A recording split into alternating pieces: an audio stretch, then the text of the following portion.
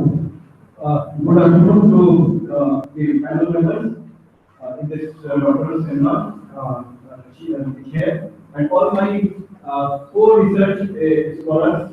I will say from University Happen. The topic of my paper for this doctoral conference is a sample size in qualitative research. And since my research that I'm doing for my PhD. Here it finds it is on study on engagement of superannuated people. And this study I am doing through structured interview which I am conducting of superannuated employees and how they are spending their time. So this is typical qualitative research that I am seeking to do.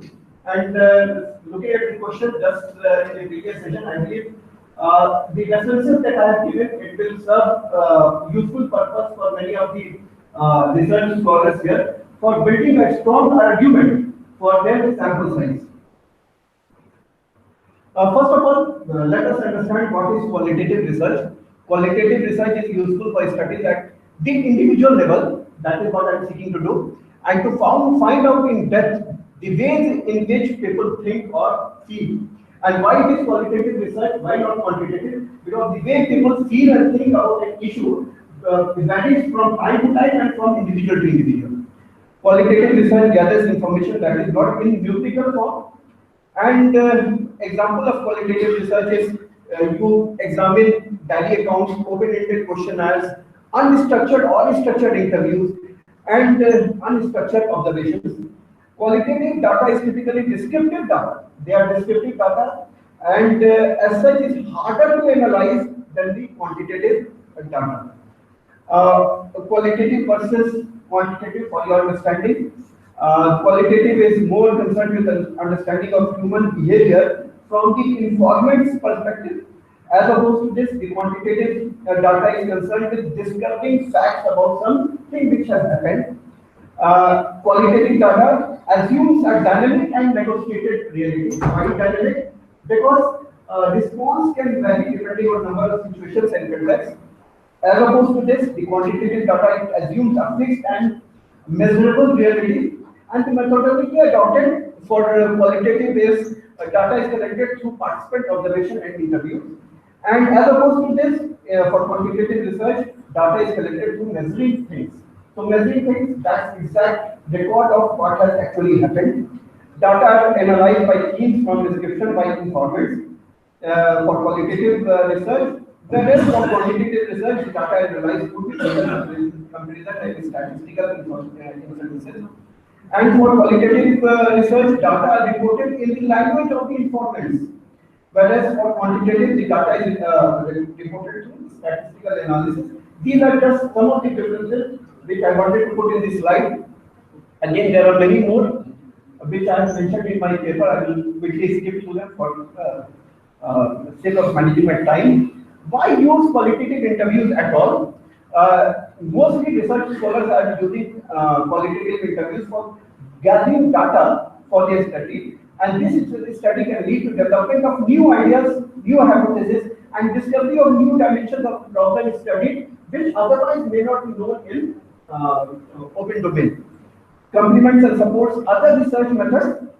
This is another reason why qualitative data is being used, and can be used to develop valid and understandable questionnaires, and may be used as follow-up to explore issues that have emerged from questionnaire in more depth. Again, an indicative list of issues why somebody may want to do a qualitative research.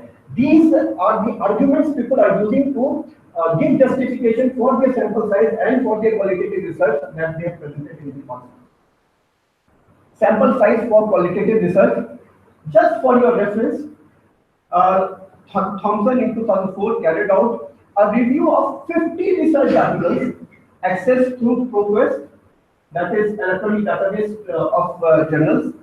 They searched for a parameter grounded theory in citation and abstract, and found sample sizes ranging from 5 to 350. So this gives a broad range to what extent or minimum size and what extent to maximum size extent people are using sample size for their qualitative research. And a third that is 34%, means 17 in number out of 50, used samples between Creswell's suggested range of 20 to 30. And only 11 studies, that is 22% out of 50, use sample in Morse's range of over 30. These samples in Morse's range and Creswell's range I will be discussing in the subsequent slide. And in general, many of the research scholars are shying away from suggesting what is the exact number of sample size. Difficulty for qualitative research is that you have to explain the justification and rationale for explaining your sample size. You can pick up 5, but your logic and rationale for selecting 5 has to be very strong so that it can be defended in your thesis submission.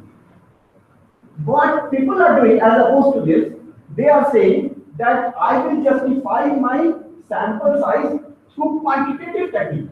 Now, quantitative technique justification is very simple. You have your formula, you put your figures in the formula, and you come up with a sample size. But for qualitative studies, that formula should be avoided to the extent possible. And in fact, formula is a way to overcome this difficult process of justifying in subjective terms that what should be the correct sample size for your qualitative study. Again, you have listed a lot many what people have done for different qualitative research, and all these citations which I have mentioned there for different sample sizes, they are standard citations which are imported across different research, not only in Western countries but also in India.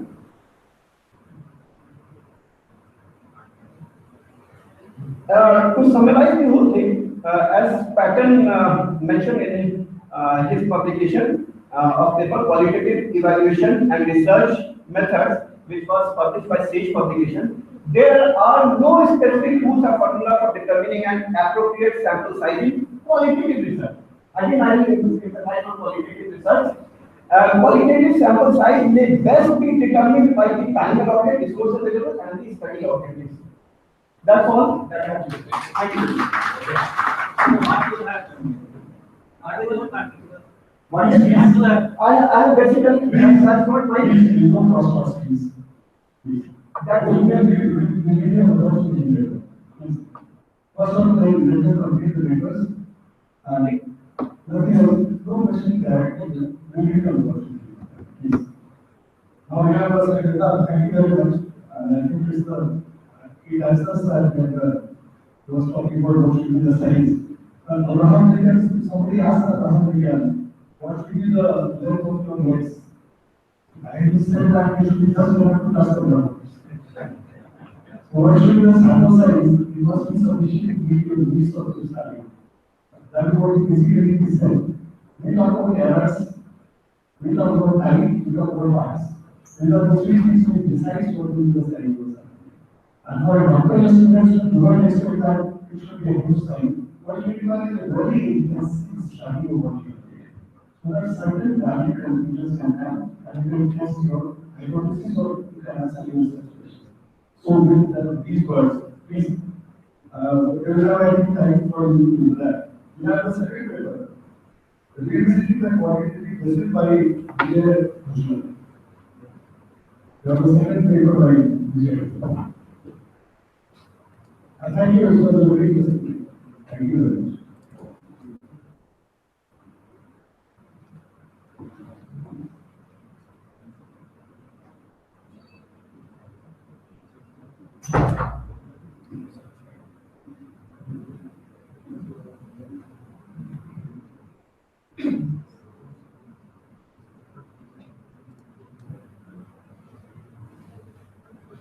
Good afternoon. I have few confessions to make in the beginning. Number one is that I'm a new convert to qualitative research, and I consider it as an adventure. After I discovered that there are some converts present over here, like Dr. Srivastava, Dr. Pathak, and so. And the second confession is that this is based on paper that I'm trying to put together. which is still work in progress. So, in a sense, I'm feeling privileged that maybe I will get some insight, certain questions, certain paragraphs that came to my mind while studying or reviewing the literature for this paper.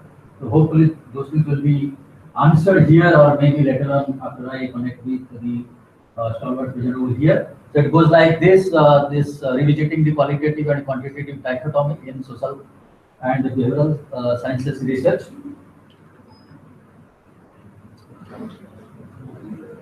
Okay. So this is the contour of the paper. Uh, I start with an introduction what the paper is all about. Then I touch about the paradigmatic and methodological choices before the researchers, particularly who adopt qualitative research approach. Then I will just highlight few, not all. There are lot many dichotomies between the two schools of research, that is quant and qual. I will just highlight some strands by the theorists. Then I will put forward some arguments in favor of the mixed method that is emerging, and arguments against the mixed method. Then I will briefly touch about the dichotomy in the context of the big data, and finally I will conclude. Dr. Bhujwal, I don't think you have so much time. I will try to rush through, sir. I will compress it to less. Sure. So those who are doing research on qualitative, they are familiar with this dichotomy between the two. So I will not repeat them here. And then the third, school of thought that is emerging. They claim is that it is the third paradigm, that is called mixed method. So my argument is, if the mixed method builds upon the strengths of both qualitative and quantitative school, then is it going to replace both and become the only method of choice for research? So this is one thing that requires further research, debate. Then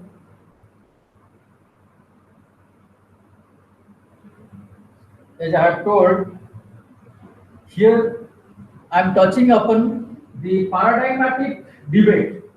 And it's interesting to note that those who follow so-called pure quantitative method, they never talk about paradigms. What are paradigms? How the paradigms guide the subsequent phases of the research? We never talk about those things. No textbook or research paper on quantitative methods they talk about it.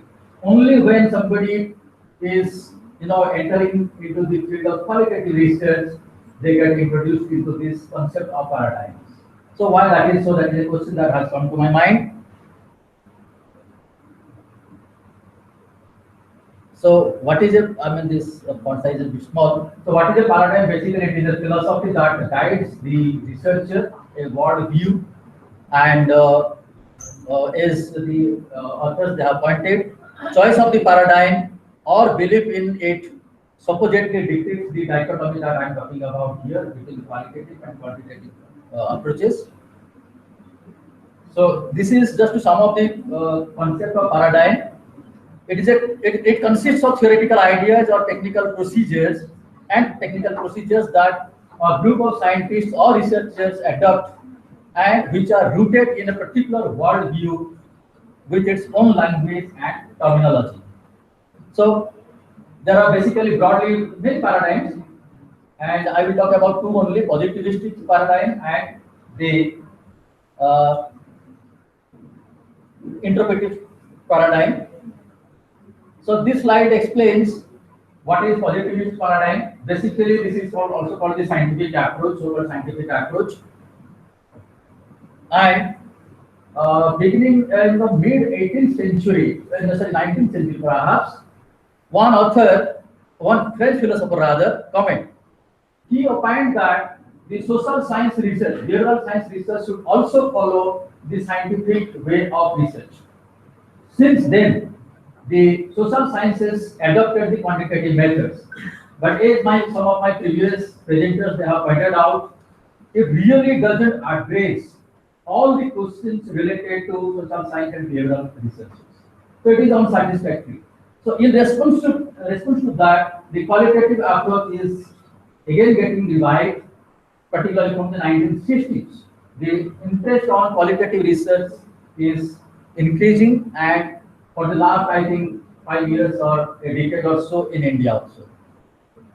So this particular slide talks about how the positivistic paradigm guides the researchers in uh, the last. I will draw your attention to the last one. How it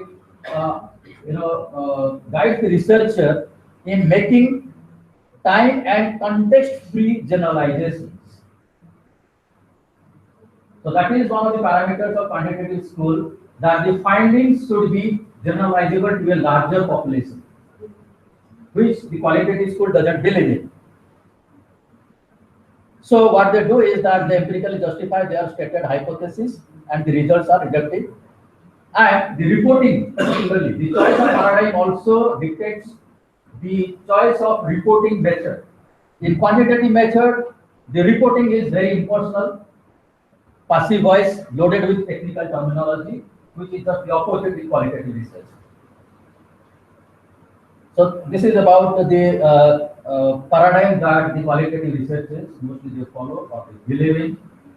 But one thing I must confess that most of the researchers which claim that they have followed a qualitative method, they hardly mention their paradigmic choice.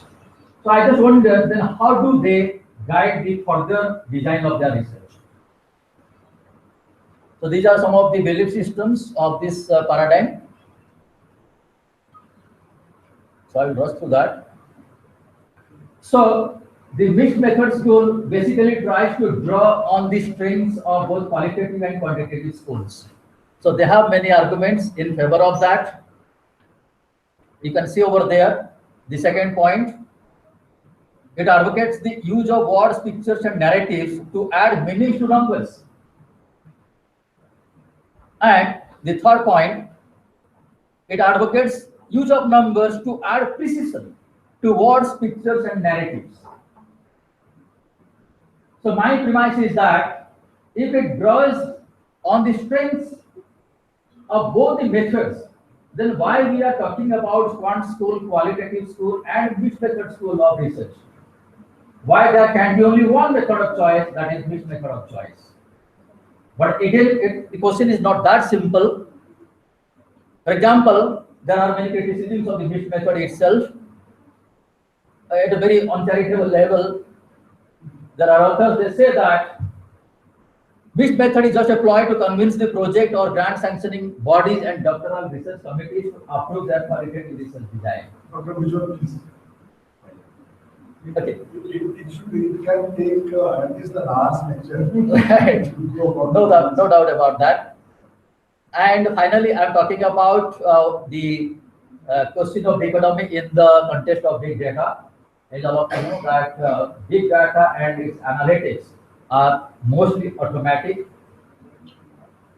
It collects different types of data from different sources in different formats, and they are building how to analyze those things without human intervention. So why does that leave us, we researchers, at least in the industrial scale? In academic scale, the researcher community will definitely exist, but in the industrial scale, it is fast threatening to automate the research. So these are some of the questions I have read in this paper. Hopefully, these things will be answered in the course of time. Thank you very much. Very interesting, and I think now we are also talking about evaluations and research. Because I know, so we are a lot of time we are talking about evaluations based on qualitative and quantitative. I am also talking about triangulation. There are criticisms of triangulation also. Yeah, the criticisms are as good as the criticisms of others. Otherwise, it will never improve. Basic issue is that we want to find out the proof, provided that proof is unique, provided that our senses can find out that proof.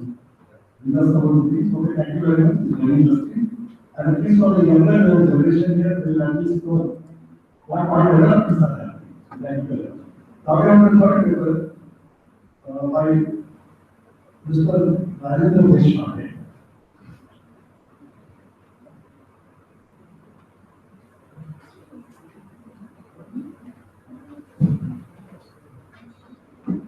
on those slides. I will just speak two lines. The topic is Gandhi's transference and post-independence Panchayat Raj, a comparative analysis. The objective of doing this study is looking at the possibility of expanding the existing rural marketplace. See, basically, the difference between Gram Swaraj and the Panchayat Raj is a extent of democracy.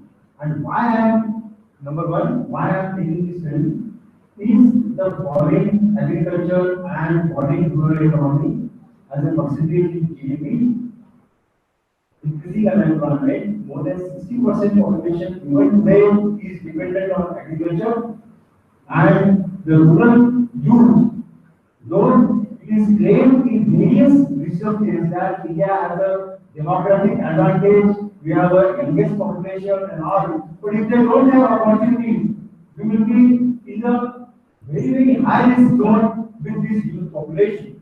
We talk of democracy. I just want to ask all of you one simple question. In 1991, we signed WTO. How many ministers, how many bureaucrats do really know the meaning of WTO and the process of WTO that applied to others? So many years have passed, there is not a single document explaining to the farmers in simple language how it will impact. Millions of farmers have committed suicide, and we don't even have communicated what are the terms that are affecting him. That is the reason why a look at Gram Swaraj needs to be there. What Gram Swaraj talks about the rural democracy and decision making process. And this is what is my study. The objective of this study is understanding the concept of Gram Swaraj, what it is, and devise a model, devise a method to evaluate what it is. What is the method of evaluation of Panchayat Raj, Panchayat councils that are existing, rural councils that are existing today? Compared to that, how this in this very selective places Gram Swaraj is being practiced in India, how it is going, and what is its impact? The method that I am doing is evaluating performance and analysis of Panchayat Raj, and on the same criteria, evaluate the villages that have Gram Swaraj practicing with them and compare them on the same parameters. I led this presentation with one very simple question. It is a question of democracy. People will say, how is it possible to impact lakhs of villages? There are so many 750 lakhs of 6,000 villages. How will we be able to democracy and all? I want to ask a very simple question. Do you practice democracy at home? Or do you say to your wife, to bed, there is so much time? The democracy will start there. Thank you very much. Thank you. Thank you very much. Now we have the fourth paper by Saurabh Majumdar.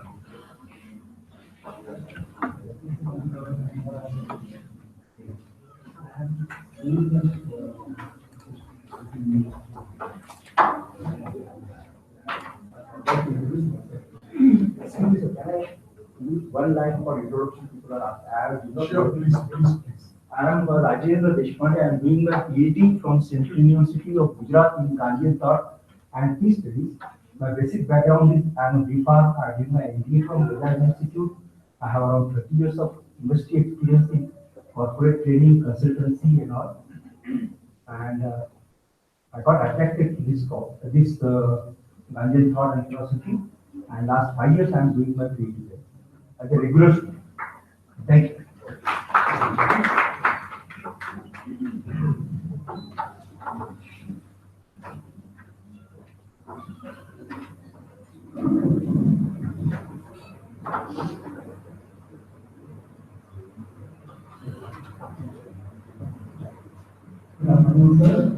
My topic is stock valuation models, a study of modern cities. and development of the customized model in India.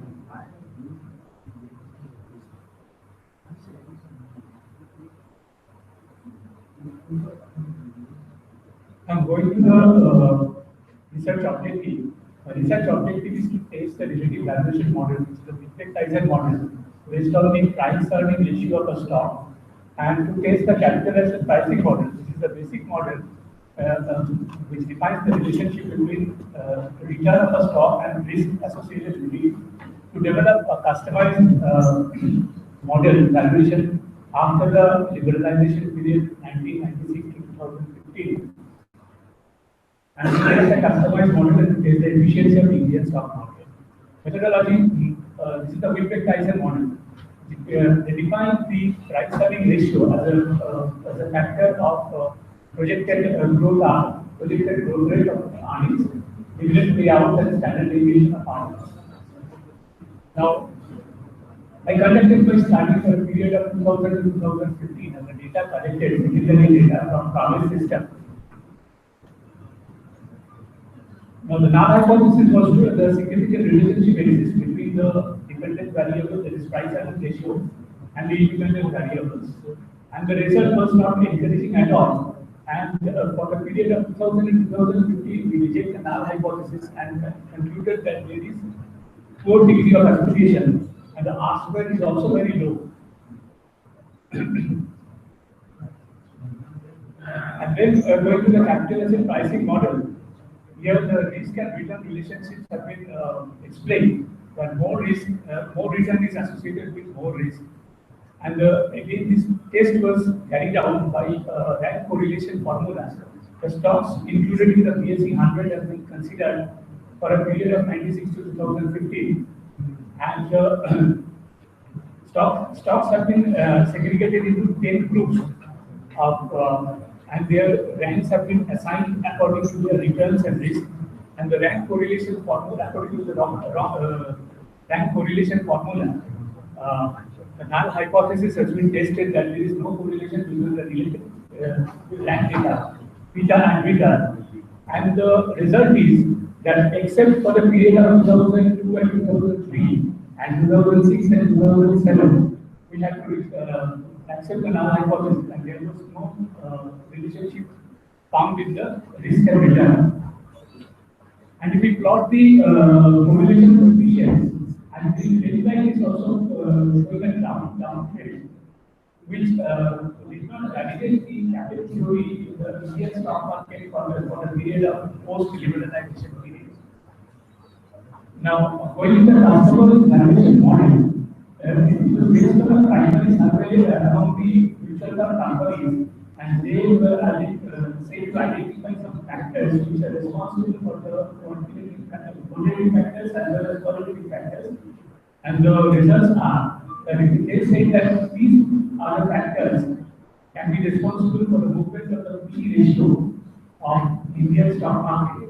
They are the return on equity, return on capital employed, debt equity ratio, net cash flow, growth, beta, return on investment, age of the firm, interest coverage ratio.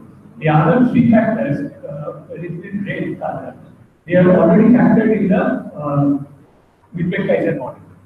So now they identify some qualitative factors also, like corporate governance, agency premium, technological premium, quality of management, cyclicality, brand value, diversification of business, composition of board of directors, future prospects, and etc. And demand supply gap of the particular industry. And the methodology data collected for every 100 years listed in the BSE 100 BSE 100 index for a period of 2000 to 2015, and the rank correlation, state-wise regression returns was followed in the SPSS 17. And the result was quite interesting that Indian stock market is discounted in three factors. P ratio found to be a factor of age, the debt equity ratio, and beta. And interestingly, these three factors are they are from three different categories. One is the higher, one is the age, the other is the capital structure, and third is the risk associated with the stock. If an investor identifies the stock as a low P ratio, as a good investment bank, then we will go for a higher risk company, a highly levered company, and a low risk company. Now, null hypothesis is the significant relationship exists between the price earning ratio and the independent variables. Here we got the variables, but the overall R square is low, and the predictability of this model was very low. Now, why the valuation models fail to generate a good result? There can be any number of reasons. Investor behavior might change, the market incorrectly discounted rapid changes, farm affected persistent influence of other factors which are not captured in the model, qualitative factors are important here. And the last is the stock market is not efficient. Now, what we understand from the efficiency of the stock market is that there are three forms of efficiency: weak, semi-strong, and strong. And that depends on how the information is being incorporated in the stock price, how fast. Now, this is there are three parts. First part is the weak form, that is the historical prices, no impact on the prices. The second part is semi-strong, is the all available information, publicly available information, and no impact on the price. And thirdly, the all information, public and private, are not discounted by the stock. Now here, interestingly, the average monthly returns have been calculated for a period of 1915, and it was found that March has given the lowest return, whereas November is the highest. Now, can we explain this by some phenomenon that March is the year ended and November may be the going to speed up. Please speed up both the end.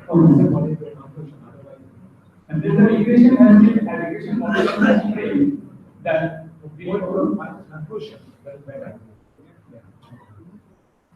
And you will skip this. Tomorrow you are going to present it. Yeah, you will skip this video. Skip all the post straight away the conclusion.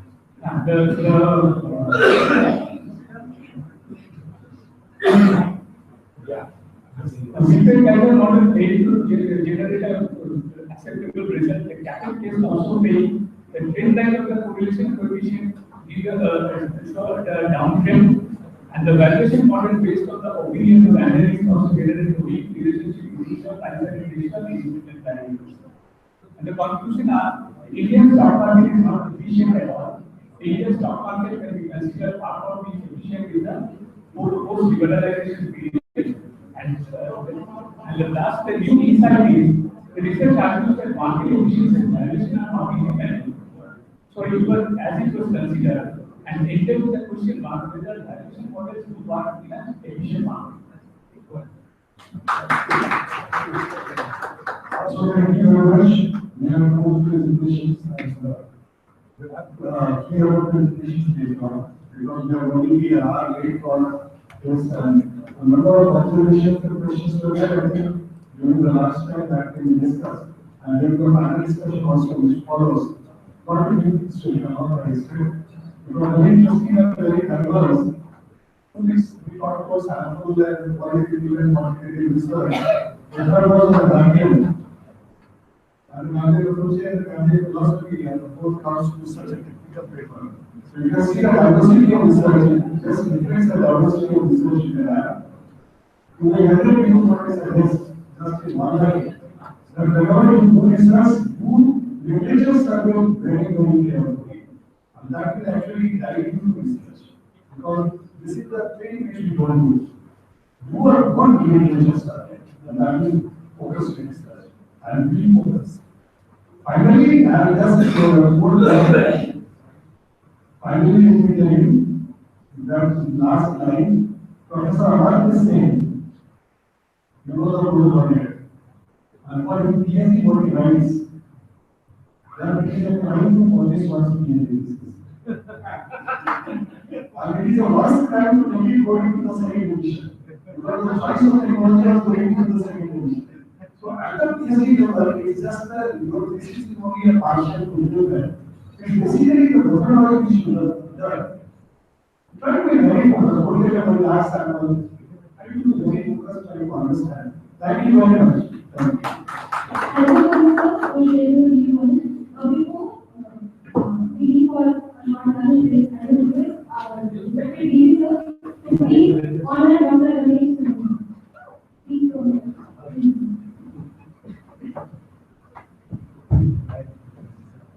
Still baker is there, you know. To remind you, so nice of you, sir. So I think, you know, now that, you know, you are so hungry, you don't need so much time to eat lunch. If you are not hungry, you have to spend a lot of time. So you think